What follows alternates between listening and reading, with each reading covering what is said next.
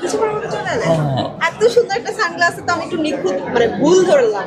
ভুল হচ্ছে আপনার স্টোন পড়ে গেছে এখানে অনেকটা। পড়ে যেতেই পারে এটা, তো এটা আসলে অনেক বেশি আমার ব্যাগের মধ্যে থাকে, ক্যারি করতে হয়। যেরকম আমি গতকালকে একটা প্রোগ্রামে যে আমার একটা সানগ্লাস ভেঙে গেছে, তো এটা থাকে নাই। এটার স্পেশালিস্ট কি আছে? আচ্ছা, এই যে এখানে স্টোনগুলো পড়ে গেছে সানগ্লাসে।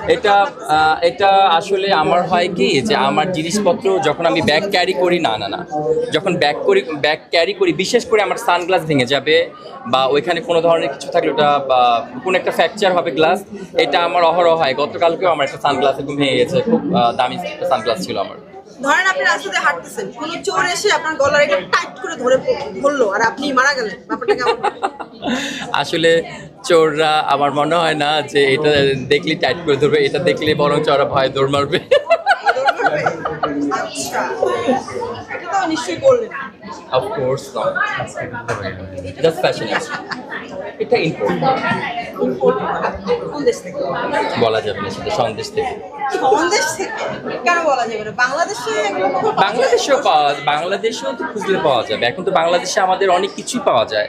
বাংলাদেশে এমন কিছু নাই যে না পাওয়া যায়, বাইরের অনেক কিছু এখন বাংলাদেশে পাওয়া যায়। বাংলাদেশে কিন্তু অনেক কিছু পাবে। তুমি মনে খুঁজছো যে কোথায় কি আমি পড়েছি, তো এটা একে একে ধরবে আমাকে, আমি বুঝতে পেরেছি, বলতে পারো। এটা তো ঘড়ি, তাহলে এটা কি? এটা আসলে একটা ব্রেসলেট, এবং একটা চেইন জাস্ট আমি দিয়েছি।